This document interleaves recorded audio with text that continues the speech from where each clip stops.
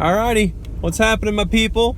I got a whole bunch of stuff to talk about today, so I'm gonna get right to it. The very first thing before anything else was I was just thinking about how, as people, when something goes initially wrong, we immediately jump to the worst possible case scenario. An example of this is, like, let's say like what just happened to me was I couldn't find my keys in my pocket for a second. They were just behind my wallet and I couldn't feel them, and I was like, oh no, I gotta go look for my keys. They might be gone. I could have lost them. I have no idea where they are. And my mind immediately went to this place of worst possible case scenario. It's like I jumped there instantaneously. I didn't think, okay, well, let's just slow down. Hang on, maybe they're just behind my wallet. Maybe they're in my back pocket. Maybe they're in my backpack. I immediately thought, oh, they're gone. They're somewhere in the wood shop. I have no clue where they could have possibly gone.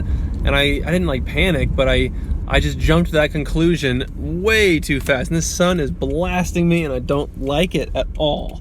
I'm not happy about it. But you know what? That's fine. Anyway, so that's interesting. I think that I for sure do that. I think people in general do that. Okay, so that's the first thing off the bucket list. Not a bucket list, just off the list. So the first thing, I guess, that I actually wrote down today, I wrote a whole bunch down. It's weird how these things kind of come in waves, where I'll have days where I can just think about so many things. Like, I just write down a lot. Like, I've got a lot on my mind. I'm thinking very clearly, and there's just a lot going on, I feel like. But there's some days where I just feel like there's nothing, where my brain is just dead, and I can't write anything down, and I can't think of anything. There's nothing going on in my head. But today was one of those days where I was just like thinking, and I was just writing things down. So anyway, I guess we'll just jump into some of that. Maybe this is not the most safe thing in the world, driving and reading at the same time. It's probably not the most smart thing, but you know what? It's okay. So the first thing I wrote down was yesterday. It was kind of cool. I went to Yin Yoga with this lady. Her name is Teresa. She's the teacher. And after class, we were just briefly talking about, I don't know, whatever weird stuff it is we talk about. And she just mentioned to me, kind of like nonchalant, casually, that my personality is like one of the best she's ever met, is how she phrased it. And she kind of she's so truthful and so honest, and doesn't really think about, I don't know, how to present things. She just says stuff. And so sometimes I have to like think about what she actually is saying in order to get the value, because that was huge. Like that was so cool to hear that I'm apparently one of the best personalities she's ever like encountered, which is awesome. But like, I don't know, the way that she presented it, I had to like actually, you know, decipher what she said, because it was just so like, yeah, you're like one of the best, you know, personalities in the world. And I was like, oh wow, thank you. But then I really started thinking about it, and I was like, oh my gosh, that is so cool that anybody would even say that, you know? Because I'm pretty sure that I piss a lot of people off. I don't know if that's actually true or not, but I definitely have a unique mind and a unique thought process that I'm pretty sure bothers some people. But it was just awesome to hear someone say that, and it's just been on my mind, and I might reach back out to her and just say how much that kind of meant to me, because that's pretty sweet. It's pretty cool, you know? Not a lot of people have the courage to say that, first of all, or even think it in the first place. So maybe I shouldn't say that to myself either. There's a lesson right there, that I shouldn't even doubt that should be said. There's something right there. Anyway, next thing. What does that even say? Oh, I was thinking about today, so I have dismissing impressive acts with the amount of time or experience. So, you know, when someone's been working on or just, I guess we'll skip that part for now, but you know when someone is really good at something, let's just say like air hockey, they're like masters at air hockey, they're super good, no one can beat them, they're just incredibly impressive at air hockey, just as an example. And then someone sees them and they kind of get like jealous and almost a little bit intimidated, and they're like, wow, why is he so good? That's awesome. Like, how is he so good at that? And then when let's just say they ask him like, so why are you so good at air hockey? And he says, oh, I've been playing for, 12 years. And they go, oh, well then, obviously, duh, like, of course you're good. I think that's dumb. I don't think that we should dismiss their talent and their skill that they've developed just because they've been doing it for a while. I think that regardless of what happened in the past, they're that good now. They're awesome at that thing now. I don't think that you should be like I don't think that you should go up to an NFL player like I don't know, like Ezekiel Elliott, like just some really incredibly awesome elite player, and be like, well, why are you so good at football? You know, and they're like, well, I've been playing my whole life. And then you're like, oh yeah, I mean, like, what else was gonna happen? You're gonna, of course, be that good. To me, it's like, I mean, I understand what you're talking about. Like, I get that. I get that experience will get you there, and that's like a common. I mean, it's a logical thought process to get. I don't know, to figure that out. I don't know. But to me, I don't think that you should negate the fact that someone is incredible at something just because they've practiced. Like, yeah, that's how you get there. That's what you have to do. But I don't think that you should take that away from them just because they've been doing it for a long time. That's one thing that I think bothers me. People just dismiss things and negate that it's even there, or that people are even good at things because of their experience. To me, it's just silly. I don't like that.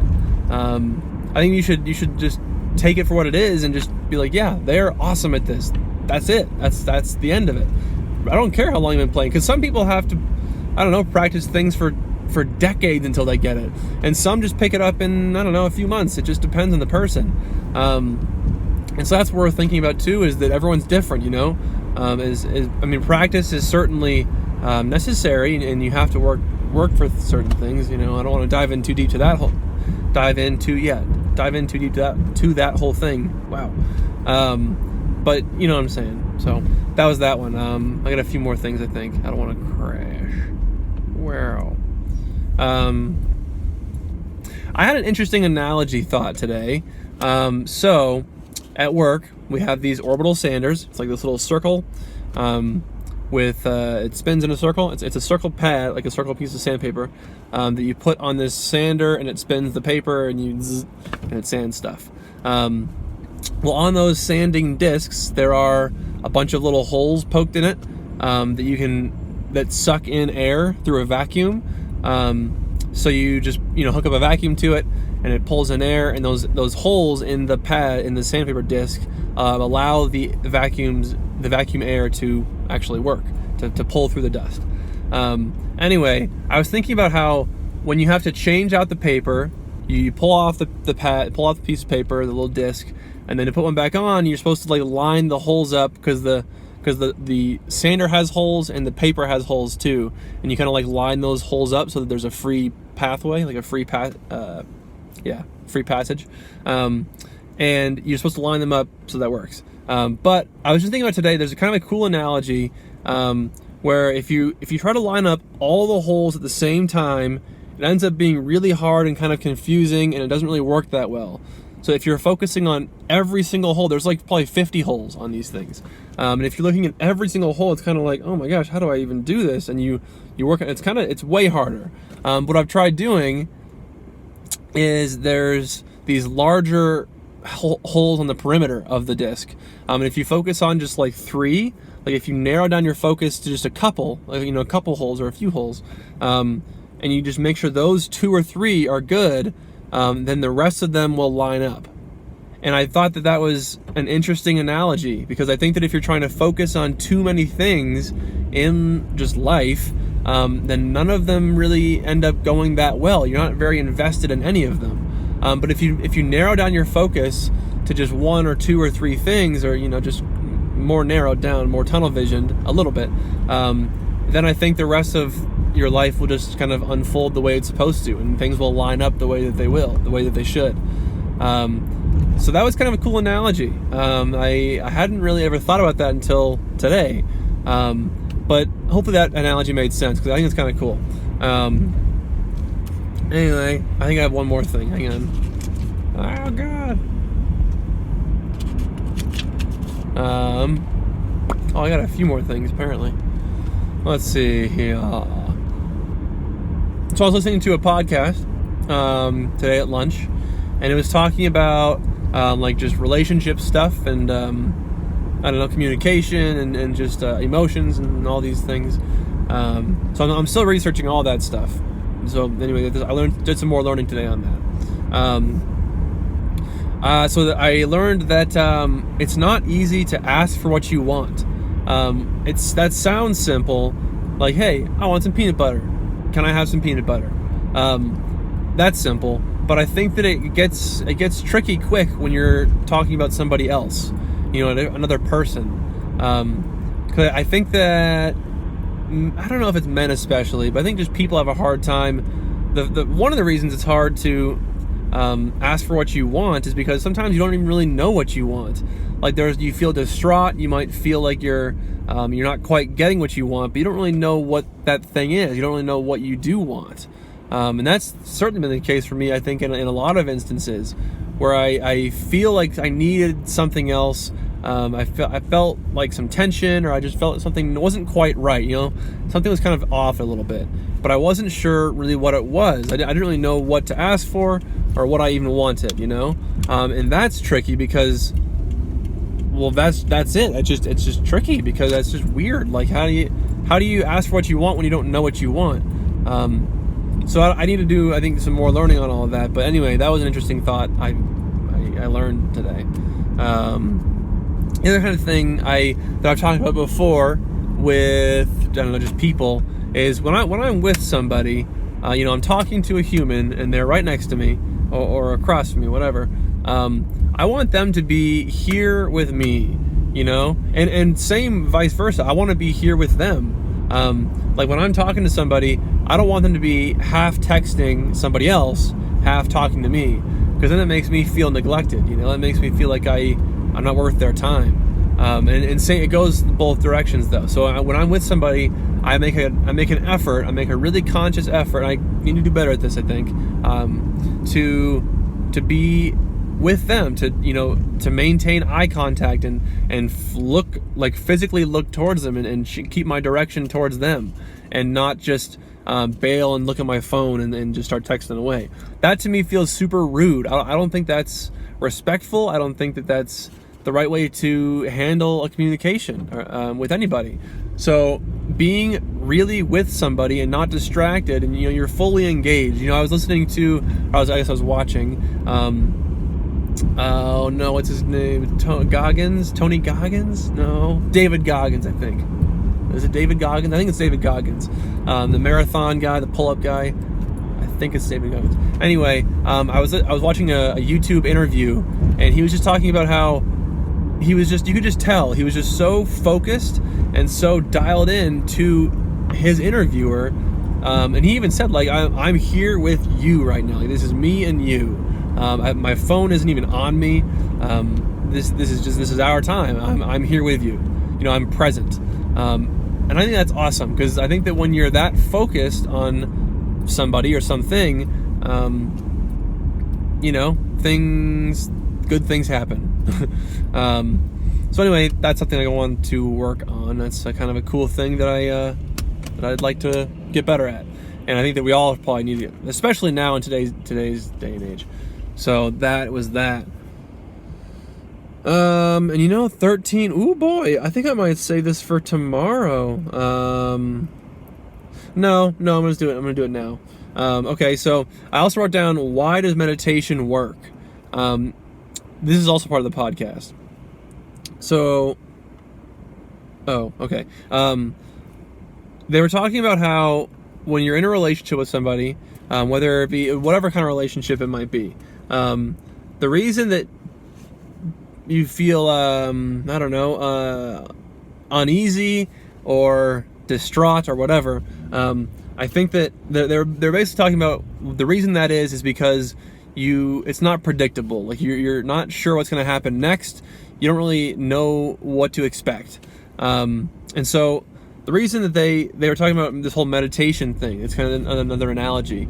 So why does meditation work? And they're saying meditation works because you know what to expect, So when you're meditating, a lot of times you either have a mantra or you're breathing, or it's very simple. You know, so it's you breathe in, you breathe out, you breathe in and you breathe out, and then you breathe back in and then you breathe back out, and you know what's going to happen next. So you know that after an inhale, you know the very next thing is an exhale. You know what to predict. You know what to expect. You know what's going to happen, and your body is grateful for that. It says like, oh, thank you for, like, I know what's going to happen. This is great. And that's, I think, what was the word they were using? I guess just predictable is usually all they said. But I think that I haven't ever thought about that before either, because that's just an interesting take on why meditation works. I think a lot of guys will think, oh, it's because all your thoughts are leaving your head and you're in your own little space or whatever, whatever that might mean. But I think that's also interesting. That I think is a huge part. That's kind of the reason why I wrote this down, because I think it's a big part of the reason why me and this girl, why I felt so distraught when I was with her a little bit. I mean, it was awesome, and it was good and bad. But I think that was a big part of the reason that I felt distraught and felt anxious with her, because I didn't know what to expect. I didn't really know if she'd be there in the morning or whatever.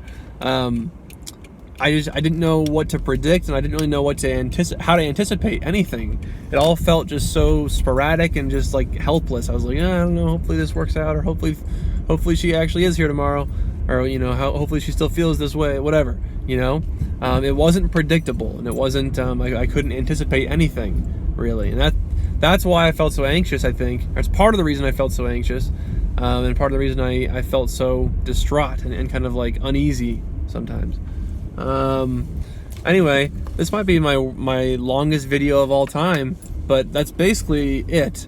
So I don't even know what I'm going to title this thing. There's so many things I just talked about. Anyway, I'm going to get out of here. So I guess I'll see you tomorrow. Roger out.